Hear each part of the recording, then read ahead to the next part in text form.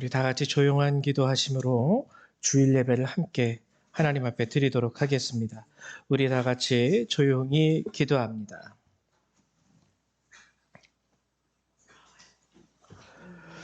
주의 팔에 능력이 있사오며 주의 손은 강하고 주의 오른손은 높이 들리우셨나이다. 의와 공의가 주의 보좌에 귀초라. 인자함과 진실함이 주 앞에 있나이다. 즐겁게 소리칠 줄 아는 백성은 복이 있나니 여호와여 그들이 주의 얼굴빛 안에서 다니리로다. 아멘. 사랑과 은혜가 많으신 하나님, 오늘도 이 거룩한 주일을 우리에게 허락하여 주시고 이렇게 이 시간 함께 모여 주님 앞에 예배 드릴 수 있도록 우리의 발걸음을 인도하여 주심을 감사드립니다. 한 주간 살아오면서 여러 가지로 우리 가운데 부족함과 모자름과 하나님 죄됨이 있는 줄 압니다. 그러나 이 시간 예수 그리스도의 보혈의 공로 의지하여 주님 앞에 나왔사오니 우리의 잘못됨과 연약함을 용서하시고 긍휼히 여겨주시며 오늘도 우리가 드리는 이 예배 가운데 임재하시사 영광을 받아 주시옵소서. 감사드립니다. 주 예수님의 이름으로 기도했습니다. 아멘. 예, 우리 다 같이 일어나셔서 하나님 앞에 사도신경으로 우리 신앙 고백하도록 하겠습니다. 우리 다 같이 신앙 고백 드립니다. 나는 전능하신 아버지 하나님, 천지의 창조주를 믿습니다. 나는 그의 유일하신 아들, 우리 주 예수 그리스도를 믿습니다. 그는 성령으로 잉태되어 동정녀 마리아에게서 나시고 본디오 빌라도에게 고난을 받아 십자가에 못 박혀 죽으시고 장사된 지 사흘 만에 죽은 자 가운데서 다시 살아나셨으며 하늘에 오르시어 전능하신 아버지 하나님 우편에 앉아 계시다가 거기로부터 살아있는 자와 죽은 자를 심판하러 오십니다. 나는 성령을 믿으며 거룩한 공교회와 성도의 교제와 죄를 용서받는 것과 몸의 부활과 영생을 믿습니다. 아멘. 송영 3장 함께 찬양합니다.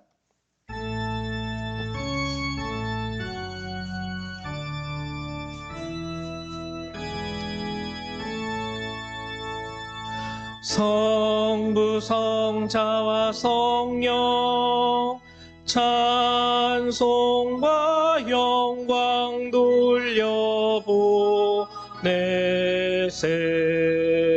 태초로 지금까지 또 영원 무궁토록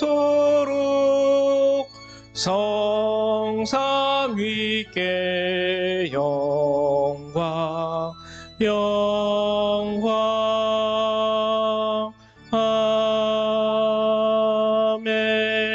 아멘.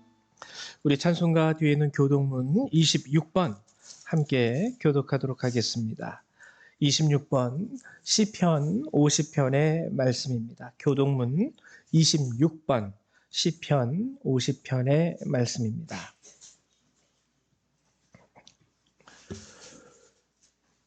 다 찾으신 줄로 알고 한 절 한 절 같이 교독하도록 하죠. 예, 제가 먼저 교독합니다.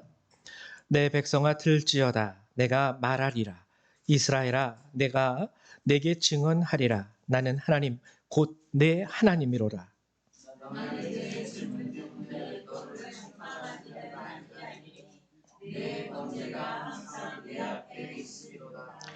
내가 네 집에서 수소나 네 우리에서 숫염소를 가져가지 아니하리니 이는 산의 짐승들과 목산의 가축이 다 내 것이며 산의 모든 새들도 내가 아는 것이며 들의 짐승도 내 것이미로라. 내가 가령 죽여도 내게 이르지 아니할 것은 세계와 복기는 충만한 것이 내 것이미로다. 내가 수소의 고기를 먹으며 염소의 피를 마시겠느냐? 감사로 하나님께 제사를 드리며 지존하신 이에게 내 소원을 받으며 환난 날에 나를 부르라. 내가 너를 건지리니 내가 나를 영화롭게 하리로다. 아멘. 네, 우리 다 자리에 앉아 주시기 바랍니다. 우리 찬송 한 장 더 찬양하죠. 우리 찬송가 39장 함께 찬양하도록 하겠습니다. 찬송가 39장입니다.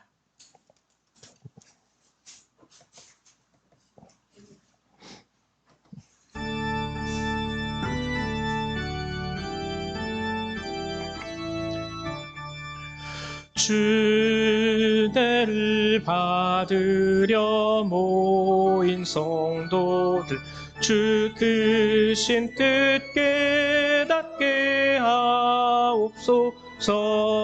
내 고통의 멍에를 다 벗게 되니 날 구속하신 이름 찬양하리. 주 우리를 곁에서 인도하시니 그 거룩한 나라가 이루어지네. 저 마귀와 싸워서 늘 승리하니 큰 영광 주께 돌려 찬양하리. 주리의 방패와 장검 되시니 나 승리의 주님을 따릅니다.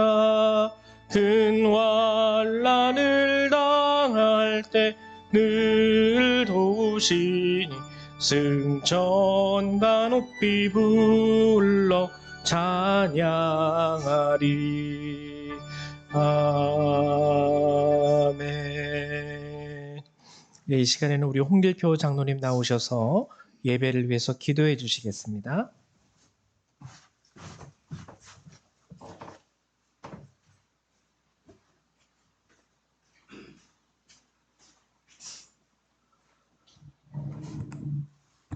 기도하겠습니다.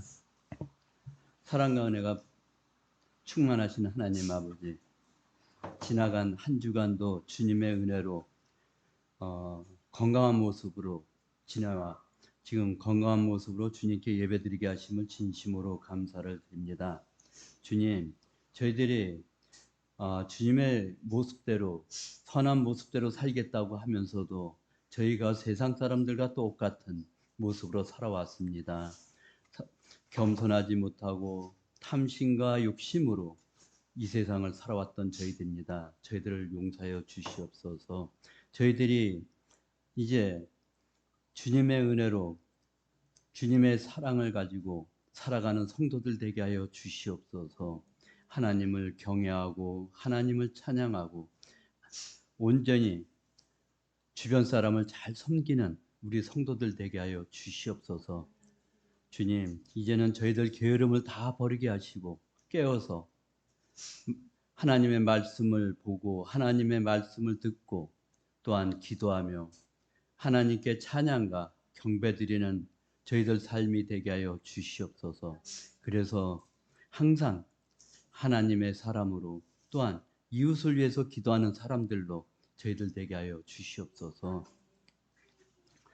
또한 이곳에 열방교회를 세워주시고 이 교회를 통하여 이곳에 하나님을 알지 못하는 많은 사람들이 찾게 하시고 또 신앙생활을 열심히 하다가 실족한 많은 사람들이 주님 전에 나와서 신앙생활을 회복할 수 있는 교회 되게 하여 주시옵소서. 또한 이 열방교회, 이 포천지방의 모든 교회와 연합하여 하나님의 영광을 위해서 복음 전하는 교회로 전도하는 교회로 바로 설 수 있도록 하나님 도와주시옵소서. 또한 오늘 말씀을 전하시는 우리 조민환 목사님 영육의 강건함을 주시옵고 또한 선포되는 말씀이 성령의 충만으로 저희들 성도들 그 말씀을 가지고 성령 충만한 생활을 할 수 있는 우리 열방교회 성도들 되게 하여 주시옵소서. 또한 지금 세상은 우크라이나와 러시아의 전쟁, 또한 이스라엘과 팔레스타인의 전쟁, 그리고 각 나라의 내전으로 많은 어린이와 또한 무고한 사람들이 죽어가고 있습니다. 하나님, 이제는 이 전쟁이 종식되고 평화가 오게 하여 주시옵고 또한 가족을 잃고 슬픔에 젖어 있는 유족들에게도 하나님의 위로가 함께하여 주시고 평안을 주시옵소서.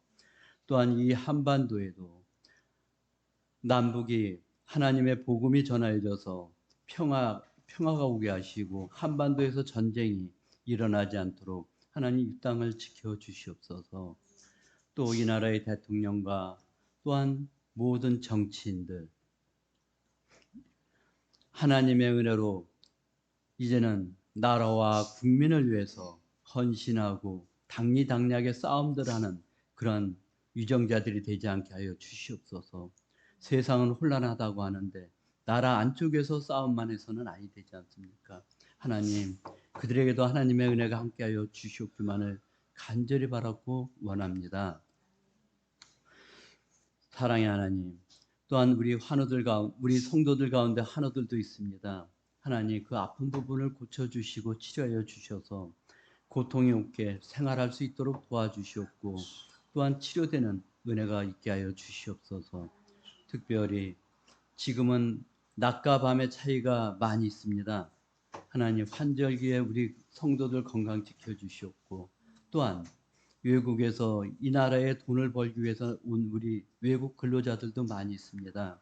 그들에게도 하나님의 은혜가 함께해 주시고 그들이 이 땅에서 일을 할 때에 건강 지켜주셔서 그들이 건강한 모습으로 각 나라로 돌아갈 때에는 건강하게 돌아갈 수 있도록 하나님 도와주시옵소서.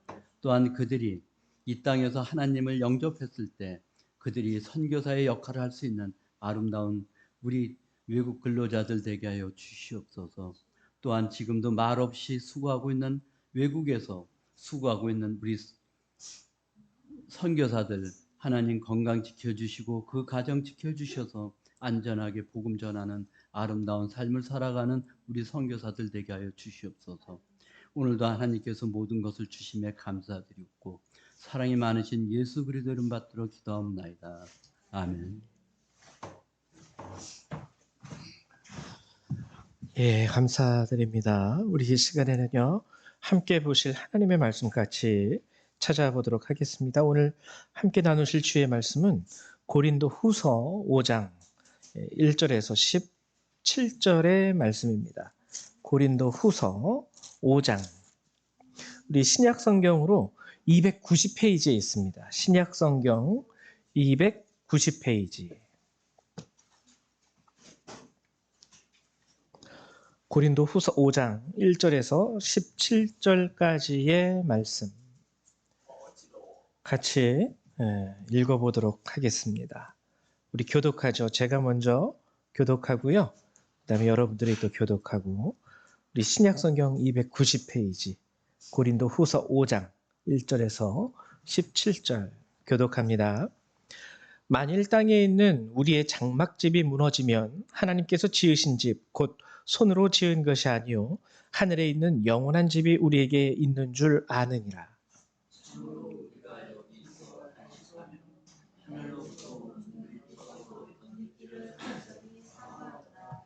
이렇게 입음은 우리가 벗은 자들로 발견되지 않으려 함이라.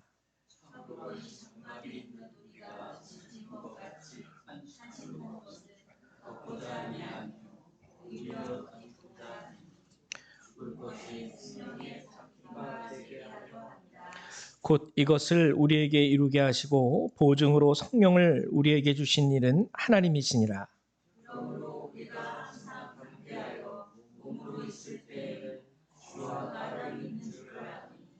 이는 우리가 믿음으로 행하고 보는 것으로 행하지 아니함이로다.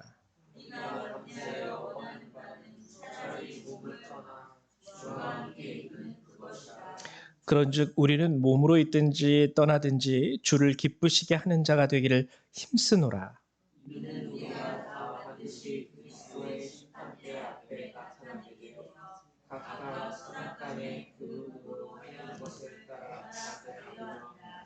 우리는 주의 두려우심을 알므로 사람들을 권면하거니와 우리가 하나님 앞에 알리어졌으니 또 너희의 양심에도 알리어지기를 바라노라.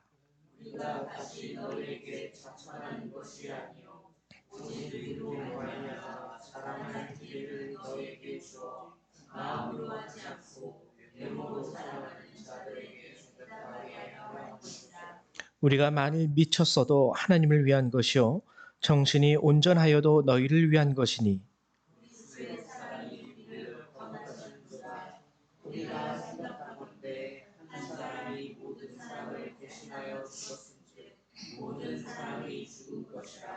그가 모든 사람을 대신하여 죽으심은 살아있는 자들로 하여금 다시는 그들 자신을 위하여 살지 않고 오직 그들을 대신하여 죽었다가 다시 살아나신 이를 위하여 살게 하려 함이라.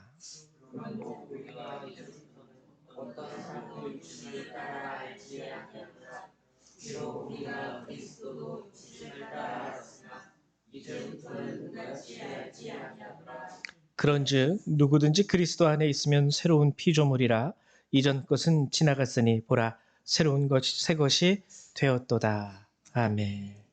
예, 오늘 이제 여러분하고 이 고린도 후서 5장의 말씀, 특별히 우리가 익히 잘 알고 있는 것, 이전 것은 지나갔으니 보라, 새 것이 되었도다.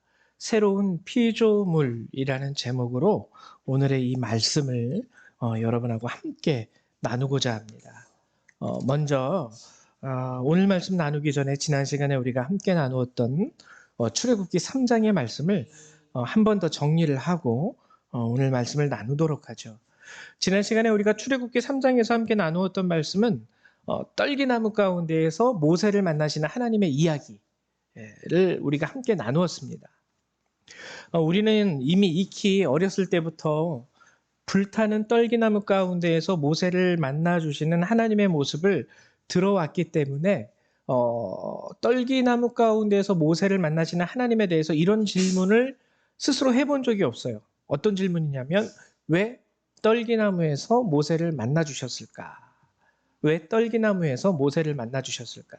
여러분 흔히 우리가 하나님을 만난다라고 생각할 때 우리가 상상할 수 있는 그 만남의 장소, 어떻게 하면 하나님을 만날 수 있고 어떻게 하면 이런 것을 생각할 때 우리가 마음속에서 떠올리는 것은 뭐냐면은 가장 기본적으로요, 교회, 성전, 우리가 소위 하나님의 집, 하나님이 거하시는 곳, 이런 상징적인 의미로서 생각하는 교회, 교회 나와서 기도하고 교회 나와서 예배하고 또 교회 나와서 하나님 앞에 나아가고 이런 것들을 생각합니다. 그래서 하나님을 만나기 위해서는 교회를 간다든지 하나님을 만나기 위해서는 좀 기도원을 간다든지 아니면 하나님이 임재하시는 장소를 우리가 상상할 수 있는데 어떤 거룩한 장소, 구별된 장소. 그래서 뭐 옛날에는 고대 사람들은 신전 같은 것을 어디에다가 주로 신전을 지었냐면 굉장히 높은 산 꼭대기에다가 신전을 지었어요. 왜냐하면 범접하기 쉽지 않은 곳이고 사람들이 접근하기 쉽지 않은 곳이고 하늘에 가장 가까운 곳이고 이러한 상징성이 있기 때문에. 근데 하나님께서 모세를 만나 주신 곳은 그런 곳이 아닙니다. 모세는 하나님을 만나기 위해서 높은 산을 오를 필요도 없었고요. 거룩하게 구별된 어떤 장소로 갈 필요도 없었습니다. 그저 들판에서 양치다가 들판에 흔하게 있는 잡초와 같은 그 떨기나무, 거기에 불이 붙었는데 불이 붙었음에도 불구하고 떨기나무가 타지 않아요. 이 떨기나무가 그래서 상징하는 바를 지난 시간에 우리가 함께 나누었습니다. 하나님을 만나는 장소로서의 첫 번째 떨기나무의 의미는 뭐냐면요, 하나님이 항상 우리와 함께 하신다라는 거예요. 어떻게 특별한 장소에 가지 않고 거룩한 곳, 구별된 곳을 찾지 않아도 오늘 여러분들이 살아가고 있는 그 삶의 자리와 현장에서 하나님은 여러분과 함께하고 계시다라는 것. 이것이 떨기나무가 우리에게 주는 첫 번째 의미였습니다. 그래서 하나님은 그 지팡이를 가지고 양을 치고 있던 모세가 있는 그 광야의 그 자리에서 하나님은 모세를 만나 주셨던 것이죠. 그리고 떨기나무가 가지고 있는 두 번째 의미도 여러분들하고 함께 나눴는데, 첫 번째는 어떠한 장소로서의 의미, 근데 떨기나무가 가지고 있는 두 번째는 장소로서의 의미가 아니라 우리 자신이라고 말씀을 드렸어요. 떨기나무가 상징하는 두 번째 의미는 모세의 사정과 형편입니다. 모세가 젊어서 40세 때까지는 애굽에서 왕궁에서 자랐습니다. 양자로 자랐지만 그 신분은 왕자였어요. 왕자. 근데 지금 모세, 떨기나무 가운데서 하나님을 만나고 있는 모세는요, 80세 된 노인입니다. 죽음을 앞두고 있는 인생의 말기. 그리고 40대와 비교해서 보았을 때 육신의 힘도 많이 노쇠됐죠. 그리고 40세 때는 왕자로서 할 수 있는 것도 많았고, 근데 지금 모세의 모습은 40년 동안 애굽을 떠난 지 40년의 세월 동안 모세가 했던 것은 오직 한 가지, 양치는 것 외에는 아무것도 없어요. 모든 것을 다 힘도 능력도 할 줄 아는 것도 다 사라져버린 80세 된 노인의 모습. 근데 하나님은 그 모세를 만났을 때 모세가 짚고 다니던 그 지팡이, 어떻게 보면 모세가 나이가 먹었으니까 의지하면서 걸을 때 의지하면서 가지고 다녔던 그 지팡이, 그리고 양떼를 툭툭 치면서 양몰이를 했던 그 지팡이, 굉장히 나약한 지팡이입니다. 근데 하나님은 그 지팡이에 능력을 부여하셨죠. 그 지팡이로 홍해를 가르고요. 그 지팡이로 10가지 이적을 행하게 되었었죠. 그래서 떨기나무가 가지는 두 번째 의미는 뭐냐면 우리 자신, 연약하고 나약한 우리 자신, 우리 스스로는 우리 인생에 대해서 스스로 평가할 수 있습니다. 여기서 뭐 더 좋아질 게 있겠어? 여기서 더 나아질 수 있는 가능성이 전혀 보이지 않아. 그냥 이렇게 살다 끝나는가 보다. 뭐 인생이 다 그렇지 뭐. 뭐 이러면서 우리 스스로가 우리 자신을 평가하고 우리 스스로가 우리 인생에 대해서 굉장히 부정적일 수 있어요. 근데 하나님은 그때 모세에게 나타나셔서 능력으로 그에게 더딥히십니다. 네 지팡이를 들어라. 그리고 지팡이를 던졌다가 또 잡으니까 뱀이 됐다가 다시 지팡이가 되고, 지팡이를 들고 선포해라. 그랬을 때 나일강이 피로 변하게 되고, 능력의 지팡이. 그래서 떨기나무가 두 번째로 상징하는 것은 무엇이냐면 우리의 연약한 모습입니다. 그러나 그 안에서 역사하시는 하나님의 능력을 의미한다 그랬어요. 여러분들이 하나님을 찾고 구하고 하나님을 만나게 되면 모세에게 임하셨던 하나님의 은혜와 능력, 우리에게도 동일하게 일어나게 된다라는 것이죠. 지난 시간에 우리가 출애굽기 3장에서 이 말씀을 함께 나누었습니다. 여러분들의 모습, 환경이 어떠하든지 그게 문제가 되는 것이 아니라 하나님을 지금 내가 만났는지 만나지 못했는지, 여기에 따라서 여러분들의 인생이 갈리는 거예요. 자, 이제 오늘은 고린도후서 5장의 말씀을 여러분들하고 함께 나눌 건데요. 오늘 5장의 말씀에서 오늘 주보에 주제가 써있듯이 새로운 피조물. 아까 말씀드렸듯이 고린도후서 5장 17절은 모든 예수를 믿는 사람들이라면 익히 다 한 번 이상은 들어봤던 말이에요. 그런즉 누구든지 그리스도 안에 있으면 새로운 피조물이라. 이전 것은 지나갔으니 보라 새 것이 되었도다. 이 말의 의미를 이제 오늘은 여러분하고 좀 자세하게 이게 도대체 무엇을 의미하는 것일까? 그것을 알아보려고 합니다. 오늘 말씀 17절, 그런즉 누구든지 그리스도 안에 있으면, 첫 번째 조건이 나오죠. 그리스도 안에 있으면 새로운 피조물이다. 그러면서 새 것이 되었도다. 우리가 흔히 새 것 그러면은 뭘 의미하냐면 약간 상품적으로 공장에서 막 출고되어서 그 누구에게도 거치지 않은 정말 아주 빳빳하게 포장되어 있는 새 물건. 그래서 공장에서 나온 이후로 가장 처음 나에게 주어지는 그 물건을 우리는 새 것으로 취급을 하죠. 새 것으로 취급을 합니다. 그럼 오늘 성경에서 말하는 이 새 것이라는 의미도 그런 의미일까? 아니겠죠. 전혀 아니겠죠. 그럼 성경이 말하는 새 것이라는 것은 무엇일까? 우리가 이 말씀을 정말 잘 알아야 되는 게, 왜냐하면 오늘 이 말씀을 가지고 우리가 스스로 착각을 하는 경우가 많이 있습니다. 착각을 하는 경우. 스스로가 새 것이 되었다라고 자평하는 거예요. 완전히 자기를 속이는 자기 기만. 왜냐하면은 우리가 그리스도 안에 있으면 새로운 피조물이라. 이 말씀 때문에 우리는 새 것이 되었다라는 것을 어떻게 이해하냐면 너무나도 쉽게 아주 단순하게 이해하는데 그리스도 안에 있으면 그냥 예수를 믿으면 이라는 것으로 그냥 딱 잘라서 이해합니다. 그리스도 안에 있으면 새로운 피조물이라. 아, 이제부터 나는 예수를 믿으니까 나는 새로운 피조물이야. 딱 여기서 끝내버린다라는 거예요. 이게 틀린 것은 아니지만 오늘 고린도후서 5장에서 말하는 이 새로운 피조물의 의미는 단순히 예수를 믿는다고 이루어지는 자동적으로 이루어지는 그런 게 아니에요. 세탁기를 누를 때 그냥 전원 켜고 표준에다가 맞춰놓고 자동으로 하면 세탁기가 알아서 세탁해주고 헹굼해주고 탈수해주고 자동으로 버튼 하나 누르면 쫙 모든 코스가 진행되는 그런 식으로 이제 예수 믿으니까 뭐 나는 새 피조물이야라고 되는 게 아니라는 겁니다. 우리가 예수를 믿음으로 말미암아 새로운 피조물이 되는 것은 굉장히 중요해요. 굉장히 중요한데 새로운 피조물이 된다는 것은 단순히 내 입술로 저 이제부터 교회 다닐게요. 저 이제부터 예수 믿겠습니다. 라고 해서 이루어지는 것이 아니라는 것이죠. 그러면 새로운 피조물, 오늘 본문이 말하는 새로운 피조물의 의미는 무엇일까? 첫 번째는요, 7절의 말씀에서 우리가 찾을 수 있습니다. 우리가 새로운 피조물이 된다라는 의미는 바로 7절. 이는 우리가 믿음으로 행하고 보는 것으로 행하지 아니함이로라. 믿음으로 행하고 보는 것으로 행하지 아니함이로라. 새로운 피조물이 된다라는 첫 번째 의미가 여기 있어요. 뭐냐면 우리의 행위, 그리고 그것을 하게 되는 그 행위의 동기가 달라요.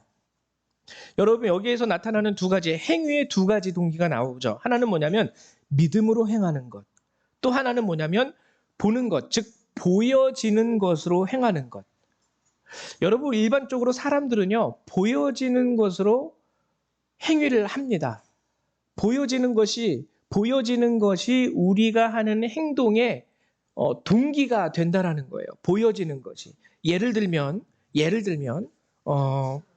좋은 집, 좋은 차, 좋은 대학, 이것들이 우리 행위의 동기가 됩니다. 좋은 직장. 그래서 좋은 직장에 다니기 위해서, 좋은 대학에 가기 위해서, 좋은 집에서 살기 위해서, 좋은 차를 뽑아서 몰아보기 위해서, 그래서 뭐를 하게 된다라는 거예요. 인간들은. 근데 자동차, 집, 그리고 좋은 대학, 좋은 직장, 이것들은 다 눈에 보이는 것들이에요. 지금까지는 그것을 위해서 살아왔습니다. 그것을 얻기 위해서. 세상 사람들 또 다른 말로는 뭐 쉽게 말하면 뭐 스펙이라고 얘기도 하죠. 눈에 보여지는 것. 이력서 쓸 때 거기다가 한 칸 적을 수 있는 그것. 눈에 보여지는 것들을 위해서 거기에 목적을 두고 우리가 행위를 하게 됩니다. 보여지는 것, 우리가 보는 것으로 행하는 것. 근데 성경이 뭐라고 얘기하냐면 이제 더 이상 보는 것으로 행하지 아니함이로라. 이것이 새 피조물의 첫 번째 조건입니다. 이제는 믿음으로 행하는 거예요. 눈에 보여지는 것이 더 이상 내 행위의 동기가 되지 않는다라는 거예요. 빛도 없이 이름도 없이 주님과 동행하는 것이 내 삶의 최고의 목적이 됩니다. 그래서 이거는 솔직히 목회자들도 좀 많이 조심해야 될 부분이고 깊이 깨달을 수 있어야 할 수 있는 부분이에요. 목회자들도 어떻게 보면은 목회라는 그 틀 안에 있긴 하지만 보여지는 것, 좀 큰 교회, 큰 성전 이런 것들을 추구하는 경우가 많이 있는데 그것은 하나님께 맡기고 믿음으로 행할 수 있는 것. 이게 새 것이 되는 것의 첫 번째 조건입니다. 그래서 이 첫 번째 조건은요, 환경이 바뀌는 것을 말하는 게 아니에요. 환경이 바뀌는 게 아니라 사람이 바뀌는 것. 새 것이 되었다라는 것은 그래서 행위의 목적이 바뀐다라는 것은 사람이 바뀐다라는 걸 말하는 거예요. 우리는 예수를 믿으면서 우리는 신앙생활을 하면서 은근히 무엇을 많이 바라냐면 신앙생활을 하는 것 가운데 환경이 바뀌기를 많이 바랍니다. 좀 나아지기를, 좀 괜찮아지기를, 좀 형편이 좋아지기를, 환경이 바뀌는 것을 우리는 많이 기대해요. 하나님의 은혜로, 예수님의 사랑으로 좀 환경과 형편이 좀 개선되어지고 나아지고, 나쁜 거 아니에요. 그렇게 되기를 바랍니다. 근데 성경이 말하는 새 것이 되었다라는 것은 환경이 바뀌는 게 아니라 사람이 바뀌는 걸 의미해요. 여러분, 하나의 예를 들면은 어떤 사람이 심하게 도벽이 있다라고 한번 생각을 해보십시오. 도벽이 있어가지고 정말 잘 살던 사람인데 그 도벽 때문에 완전히 폭망했다고 한번 생각을 해보십시오. 그때 예수를 믿게 됩니다. 예수를 믿게 되면서 주님의 은혜를 구해요.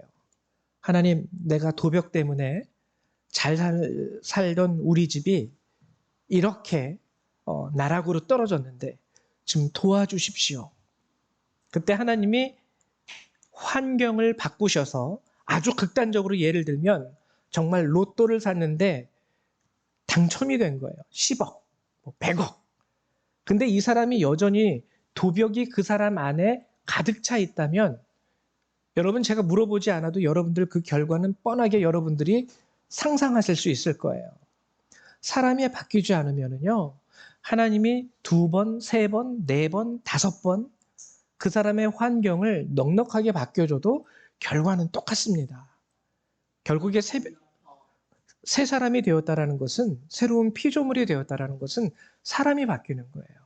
눈에 보이는 것을 목적으로 살아왔던 우리네 인생이 이제 눈에 보이지 않는 믿음 안에서 그리스도라는 새로운 목적을 가지고 살아가게 되는 것. 이것이 새로운 피조물이 된다는 것의 커다란 의미입니다. 그 다음에 여러분들하고 함께 나누고자 하는 것은 무엇이냐면 4절의 말씀이에요. 4절의 말씀은 이게 이제 새 것이 되는 것이 우리에게 중요한 의미를 알려주는 게 4절의 말씀인데요. 4절의 말씀을 보면 참으로 이 장막에 있는 우리가 짐진 것 같이 탄식하는 것은 벗고자 하며 오히려 덧입고자 함이니 죽을 것이 생명에 삼킨 바 되게 하려 함이라. 죽을 것이 생명에 삼킨 바. 여러분, 이게 이제 중요합니다.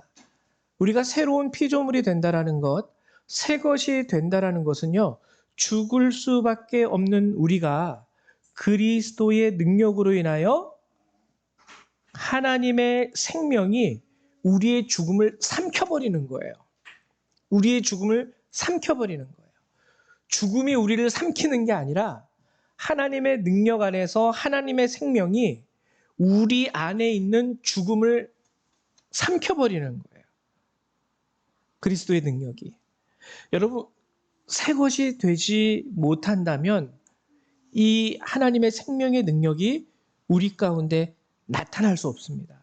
그래서 10절에 보면은요, 뭐라고 성경이 얘기하냐면, 이는 우리가 다 반드시 그리스도의 심판대 앞에 나타나게 되어 각각 선악간에 그 몸으로 행한 것을 따라 받으려 함이라. 각각 선악간에 그 몸으로 행한 것을 따라 받으려 함이라. 어디에서요? 그리스도의 심판대 앞에. 성경이 우리에게 강조하고 있는 중요한 것 한 가지, 사람은 태어나면 반드시 죽는다라는 거예요. 여기까지는 우리가 알고 있습니다. 그런데 죽음 이후에는 모든 사람이 예수를 믿든지 예수를 믿지 않든지 하나님 앞에 나아가게 돼 있어요. 그 자리가 심판대라고 성경은 얘기하고 있습니다. 그 심판 앞에서 우리는 모두 죄인이기 때문에 하나님으로부터 징벌을 받을 수밖에 없습니다. 이것을 2번째 죽음이라고 얘기하죠. 영원한 징벌이에요. 영원한 징벌. 그 한 번의 심판으로 영원히 결정이 되는 것이죠. 그때 많은 사람들이 이 2번째 죽음에 삼킨 바 됩니다. 근데 예수를 믿는 자들은요, 그 심판대가 어떠한 자리로 바뀌냐면 시상대로 바뀌어요. 시상. 상을 받는 자리. 상을 받는 자리. 예수를 믿는 믿음 안에서 상을 받는 자리. 여러분, 이게 생명이 죽음을 삼켰다라는 거예요. 심판대는 필연적으로 죽음의 자리입니다. 죽음의 자리예요. 죽음의 자리. 그러나 이 죽음의 자리가 예수를 믿는 자들에게는 시상대로 바뀌어요. 시상대. 시상대, 상을 받는 자리로 바뀐다라는 거죠. 우리가 새 것이 된다라는 것, 새로운 피조물이 된다라는 것은 그리스도 안에 있는 능력의 생명이 죽을 수밖에 없는 우리의 죽음을 삼켜버림으로 말미암아 우리가 하나님의 능력으로 말미암아 영원한 생명을 얻게 된다라는 것을 의미하는 것입니다. 이것을 우리가 알 수 있어야 돼요. 인생의 가치와 목적이 바뀌어요. 그래서 새 것이 된다라는 것은 인생의 가치와 목적이 바뀌어요. 근데 여기서 나타나는 또 다른 생명의 능력이 뭐냐면 그래서 우리가요 더 인내할 수 있습니다. 인내할 수 있고 더 사랑할 수 있어요. 그리고 화목할 수가 있어요. 이것이 우리에게 주어지는 그리스도 안에서의 생명의 능력이 되는 거죠.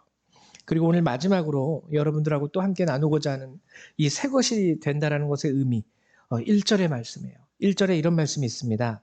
만일 땅에 있는 우리의 장막집이 무너지면 하나님께서 지으신 집 곧 손으로 지은 것이 아니요 하늘에 있는 영원한 집이 우리에게 있는 줄 아느니라. 여기에 두 집이 나옵니다. 하나는 장막집, 또 영원한 집. 장막집과 영원한 집. 근데 이 두 집의 특징도 오늘 1절에 보면 나와 있어요. 장막집은 어떤 집이냐면 곧 손으로 지은 것. 우리 사람의 손으로 지은 것이라는 거죠.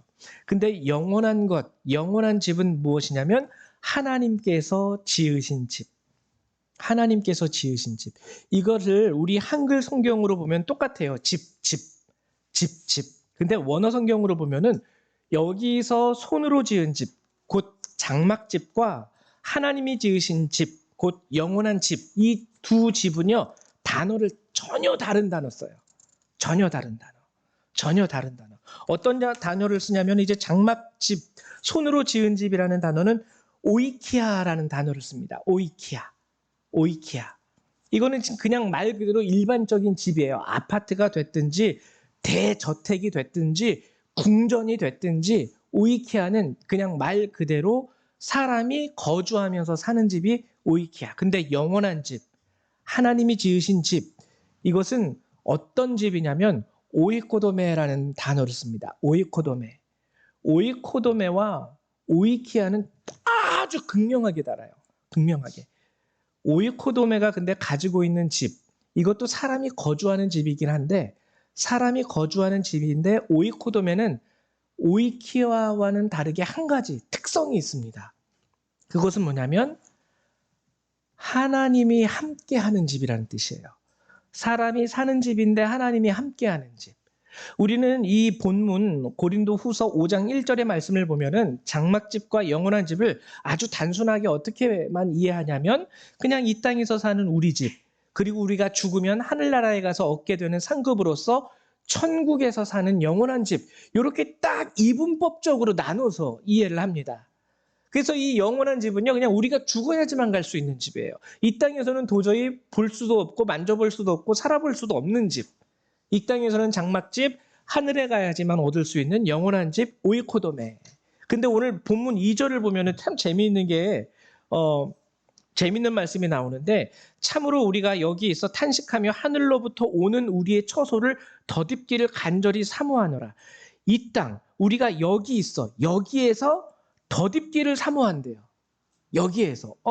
천국에 가야만이 살 수 있는 집 아니었어요? 하나님의 집은? 근데 어떻게 여기에서 덧입기를 사모한다라고 얘기할까? 이 장막집과 영원한 집 우리가 잘 이해해야 되는데요. 맞습니다.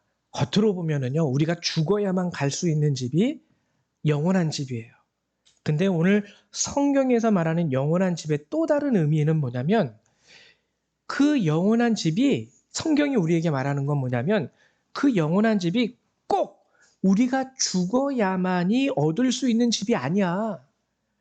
네가 살고 있는 지금 이 시간 이곳에 임하는 집이기도 해. 그렇기 때문에 사도 바울도 덧입기를 지금 여기에서 이곳에서 정말 탄식하는 마음으로 하나님 나에게 그 집을 좀 주세요. 이 땅에서 얻을 수 있다라는 거예요.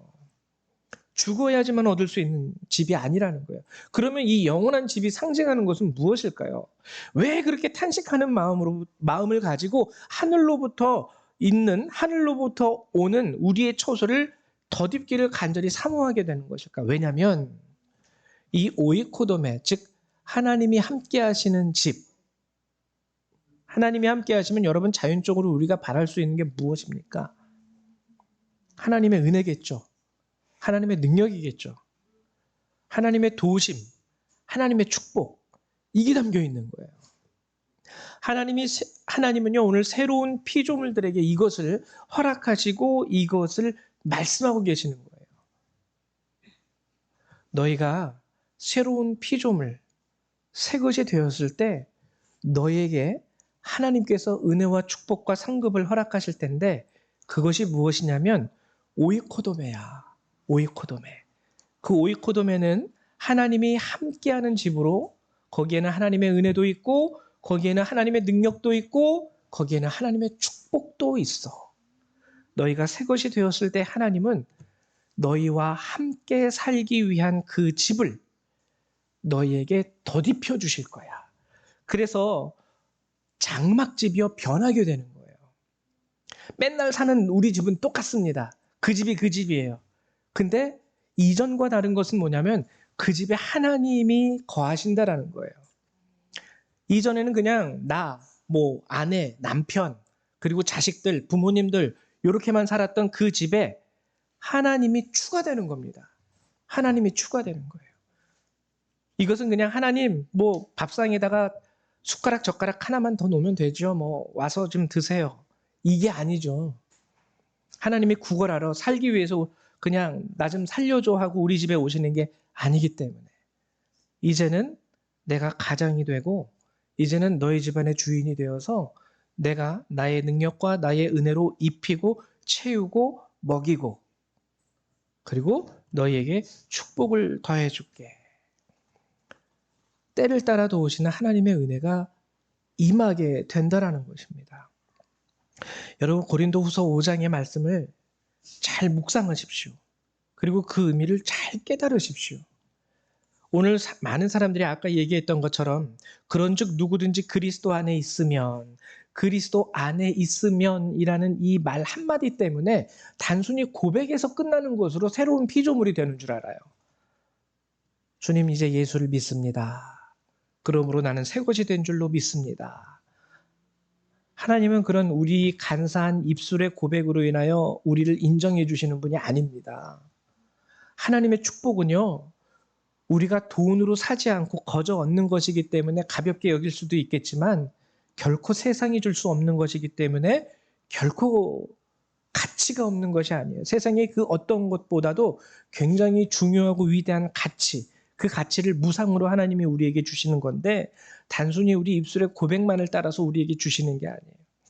정말 새 것이 될 수 있을 때 주시는 축복입니다. 아까 얘기했듯이 첫 번째, 변해야 돼요. 보이는 것을 위해서 살아왔던 우리의 인생이 이제는 믿음을 위해서 살아갑니다. 믿음을 위해서. 그가 모든 사람을 대신하여 죽으심은 살아있는 자들로 하여금 다시는 그들 자신을 위하여 살지 않고 보여지는 그것을 얻기 위해서 막 열심히 땀 흘려서 정말 허리띠를 쫄라매면서 살아왔던 인생이었지만 더 이상은 그렇게 사는 것이 새 것이 아닙니다. 열심히 노력하면서 살아왔던 그 사람의 인생에 대해서는 거짓되지 않고 정말 땀 흘리면서 잘 살아오셨습니다 하고 박수 쳐줄 수 있지만 그럼에도 불구하고 오늘 성경이 말하는 새로운 피조물, 새 것이 되었다라는 것의 의미는 거기에 있는 것이 아니에요. 더 이상 보여지는 것에 의하여 행동하지 아니하고 믿음으로 살아가는 것. 환경이 변하기보다는 그 사람이 변하게 되는 것. 변했기 때문에 더 참을 수 있고 더 인내할 수 있고 사랑할 수 있고 화목할 수 있는 그들을 하나님은 새 것으로 인정하신다는 거예요. 그래서 여러분, 새로운 피조물은요, 증명되어져야 돼요. 입술의 고백으로 끝나는 것이 아니라 증명되어져야 합니다. 요즘에 나오는 참 사회가 많이 흉흉해졌죠. 그 재판장에 보면은 그 범죄를 저지른 사람들이 반성문을 많이 쓴대요. 근데 요즘 사람들이 하는 말이 뭐냐면, 글로 쓰는 반성문을 뭐 수천 장 쓰는 사람도 있대요. 몇 번씩 해가지고. 그러면 이제 판사는 이 사람이 반성하는구나 라고 생각을 하고 형을 감면해 주죠. 근데 솔직히 말해서 그 사람의 속은 모르는 거예요. 그 사람의 속은 모르는 거예요. 근데 하나님은 우리의 속을 다 꿰뚫어 보고 계십니다. 이 사람이 정말 변화가 되었는지, 아니면 지금 화를 면하기 위해서 입술로 소위 립 서비스라 그러죠. 립 서비스 하고 있는 사람인지. 새로운 피조물이 되었다라는 것은 우리가 하나님 앞에 증명되어져야 되는 거예요. 그리고 이것이 증명되었을 때 하나님은 너 그리스도 안에 있구나 라고 인정해 주시는 거죠. 이제 우리가 깨달을 수 있어야 됩니다. 하나님은 우리에게 실제적인 믿음을 요구하세요. 예수를 단순히 믿습니다라는 말로 끝나는 그 믿음이 아니라 실제적인 믿음. 이제 예수가 내 삶의 목적이 되었습니다. 근데 여기서 또 중요한 것은 무엇이냐면 실제적인 축복을 허락해 주세요. 실제적인 축복. 실제적인 축복. 네가 나에게 실제적인 믿음의 모습, 삶을 증명하였으니 나도 성경이 약속한 나의 은혜와 능력과 도움의 실제적인 축복을 너에게 주노라. 이것이 오늘 고린도 후서가 말하는 놀라운 믿음의 능력과 하나님의 축복입니다. 여러분, 증명하십시오. 새 것이 되셔야 합니다. 물론 이것이 인간의 능력으로만 할 수 있는 것이 아니에요. 그냥 우리의 의지와 우리의 능력을 가지고 산다면 지칠 수밖에 없어요. 그래서 우리가 기도해야 되는 것은 또 무엇이냐면 성령의 도우심입니다. 하나님, 내가 이제 예수를 믿기로 작정하였고 예수를 믿는 자가 되었사오니 이제 내가 보이는 것으로 행하지 아니할 수 있도록, 이제 믿음으로 말미암아 내가 행할 수 있도록 하나님 성령 안에서 나에게 힘과 능력을 더하여 주십시오. 여전히 나의 눈은, 우리의 마음은 보이는 곳에 집중합니다. 그것이 우리의 죄성이거든요. 그러나 그것을 이겨내고 이제 하나님 말씀하셨사오니 믿음으로 살 수 있는 자가 될 수 있도록 도와주십시오. 그때 이루어지는 거예요. 간절히 바라는 것은 여러분들이 정말 새 사람 되시기 원합니다. 하나님이 인정하는 새로운 피조물이 되시기를 원합니다. 왜요? 여기에 생명이 있고, 여기에 능력이 있고, 여기에 은혜가 있고, 여기에 축복이 있기 때문에 오이꼬돔에 하나님이 함께 하시는 집으로 변화될 수 있는 거예요. 여러분들의 장막집이. 이 시간 함께 기도하실 텐데요. 오늘 여러분 기도할 때 이 말씀을 의지해서 하나님, 내가 그 은혜를 힘입기 원합니다. 하나님이 함께 하시는 집이 되기를 원합니다. 하나님, 내가 새로운 피조물이 될 수 있도록 도와주시고 성령께서 나를 붙잡아 주십시오. 우리 함께 기도하며 하나님 앞에 나아가도록 하겠습니다. 기도합니다. 사랑과 은혜가 많으신 주님, 참으로 감사를 드립니다. 주께서 오늘도 우리에게 이 생명의 말씀을 주셔서 정말 우리로 하여금 새로운 피조물이 되게 하시기 위하여 하나님 이 말씀을 우리에게 허락하신 줄 믿습니다. 우리가 예수를 믿는다 말하면서도 여지껏 우리 삶의 목적이 우리 눈에 보여지는 것 안에 있었다면 하나님, 이제 우리 성도님들의 마음을 바꿔주시고 그들의 눈, 그들의 마음, 그들의 생각을 열어주셔서 이제는 믿음으로 주님을 바라보며 하나님, 우리 주 예수 그리스도를 인생의 목적으로 두고 살아갈 수 있는 자들이 될 수 있도록 도우시고 축복하여 주시옵소서. 손에 쥐어지는 것이 없고 하나님, 우리에게 주어지는 세상의 영광이 없고 하나님, 세상 가운데 우리가 얻을 수 있는 것이 적다 할지라도 우리가 새로운 피조물로서 우리의 인생을 살아갈 때 거기에 하나님이 함께 하시고 그곳에서 하나님을 우리에게 능력을 베푸시고 그곳에서 우리를 축복하시고 하나님 때를 따라 도우시는 하나님의 은혜로 하나님 날마다 우리를 세우심을 믿습니다. 우리 성도들이 주의 은혜를 힘입어 살아가는 자들이 되게 하여 주시옵소서. 하나님의 은혜를 구하면서 눈에 보이는 것을 목적으로 하며 살아가는 거짓된 자들이 아니라 하나님 마지막 이 시대 가운데에서 정말 하나님께서 찾으시는 그 한 사람으로 하나님 참된 하나님 주님의 자녀요 새로운 것이 된 새로운 피조물로서 주님 앞에 일어설 수 있는 하나님의 백성이 다 될 수 있도록 도와주시고 축복하여 주시옵소서. 우리 자신을 바꿔주시옵소서. 우리의 힘과 우리의 능력으로 할 수 없사오니 하나님 성령을 우리 각 사람에게 보여주셔서 보내주셔서 성령의 은혜와 능력 가운데 하나님의 말씀 안에 바로 서게 하여 주시고 세상의 유혹을 이기며 하나님의 자녀로서 우리가 다시 태어날 수 있도록 거듭날 수 있도록 주님 축복하여 주시옵소서. 감사합니다. 주 예수님의 이름으로 기도했습니다. 아멘. 네, 감사드립니다. 우리 이 시간에는요 찬송 310장 함께 찬양하시면서 준비하신 예물을 하나님 앞에 드리도록 하죠. 찬송 310장입니다.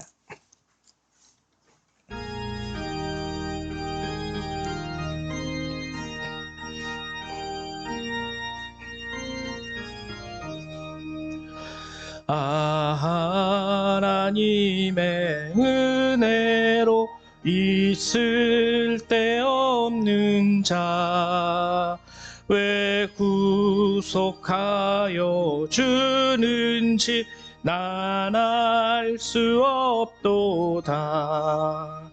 내가 믿고 또 의지함을 내 모든 형편 아시는 주님 늘 보호해 주실 것을 나는 확실히 하네. 왜 내게 굳센 믿음과 또 복음 주셔서 내 마음이 항상 편한지 난 알 수 없도다. 내가 믿고 또 의지함을 내 모든 형편 아시는 주님 늘 보호해 주실 것을 나는 확실히 하네. 성령 주셔서 내 마음 감동해 주 예수 믿게 하는지 난 알 수 없도다. 내가 믿고 또 의지함을 내 모든 형편 아시는 주님 늘 보호해 주실 것을 나는 확실히 하네. 주 언제 강림하실지 복남의 홍낮에 또 주님 만날 그곳도 난 알 수 없도다. 내가 믿고 또 의지함을 내 모든 형편 아시는 주님 늘 보호해 주실 것을 나는 확실히 하네. 아멘. 드리신 예물을 위해서 기도합니다. 사랑과 은혜가 많으신 하나님, 오늘도 저희를 부르시사 하나님 앞에 예배하게 하시고 주의 귀한 말씀과 은혜를 얻게 하심을 감사드립니다. 오늘도 우리 성도님들 주 앞에 나와 하나님 이 예물을 구별하여 하나님 앞에 감사의 예물로 내어드립니다. 주님, 이 예물을 귀하게 받아 주시옵소서. 어린 자로부터 장성한 자에 이르기까지 우리 모두가 이 예물로 하나님 앞에 내어드리니 우리 각 사람을 하나님의 은혜와 능력으로 다시 한번 축복하여 주시고 옷 입히시며 우리 성도들의 사정과 형편을 아시는 주께서 때를 따라 도우시는 하나님의 은혜와 능력으로 저들의 삶을 살펴주시옵소서. 오늘도 이 예물을 받아주심에 감사드리며 주 예수님의 이름으로 기도했습니다. 아멘. 네, 감사합니다. 교회 소식을 알려드리도록 하죠. 먼저 여러분들한테 말씀드릴 것이 2024년 달력이 준비되었습니다. 저 뒤에 잘 싸놨거든요. 그래서 여러분들이 가실 때 필요한 만큼 가져가시면 될 것 같아요. 또 한두 개 더 가져가셔서 전도할 수 있는 사람이 있으면 전도해도 좋습니다. 그래서 오늘 2024년 달력 예배 후에 가실 때 하나씩 받아가 주시기를 부탁드리고요. 또 이번 달 11월 달이죠. 벌써 이제 23년도 이번 달 다음 달 딱 2달 남았어요. 근데 이번 달 19일은 추수감사주일입니다. 예배는 교회학교 아이들과 함께 가족 예배로 우리 모두 함께 드리겠고요. 예배 후에는 우리 애찬을 나누도록 하겠습니다. 그래서 19일 날 주일은 아이들도 다 이 대예배 참석하고 예배 후에 우리 애찬 있다라는 것을 여러분 기억하시고 우리 여성교회 회장님 준비를 좀 부탁드릴게요. 그리고 이번 주 수요일 날 앨리스 자매가 나이지리아로 귀국하게 됩니다. 귀국을 하게 되는데 오늘 원래 앨리스 자매 오면은 같이 이제 마지막 주일이니까 식사를 좀 제가 외국인들 성도님들하고 같이 하려고 했는데 우리 앨리스 자매는 참석을 못했어요. 그래서 앨리스 자매는 빠지지만 우리 또 윈 형제가 또 이제 그 미얀마로 또 잠시 2달 동안 귀국을 하게 됩니다. 그래서 우리 윈 형제 그리고 우리 토마스 형제 그리고 루인 형제 우리 뜨리 집사님 오늘 시간 괜찮으세요? 점심? 바쁘시구나. 예, 그래서 이렇게 저하고 이렇게 4명 해가지고 함께 점심을 나누도록 하겠습니다. 우리 외국인 형제분들은 가지 마시고 조금만 기다려 주시기를 부탁드립니다.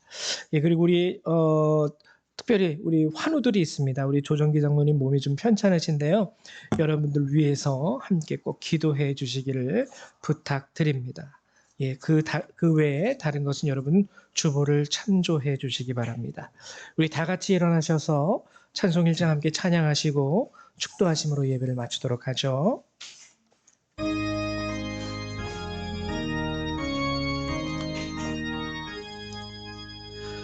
만복의 근원 하나님 온 백성 찬송 드리고 저 천사여 찬송하세 찬송 성부 성자 성령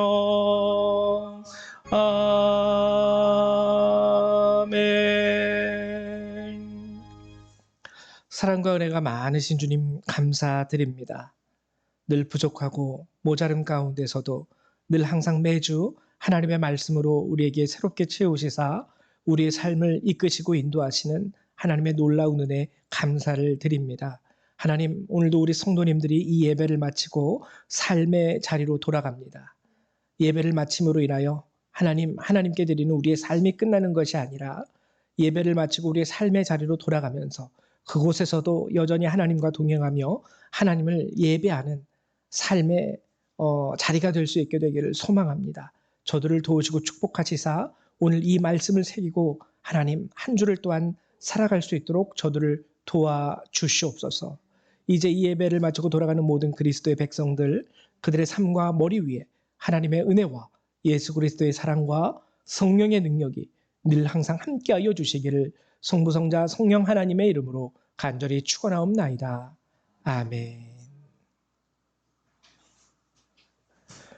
할렐루야 감사합니다.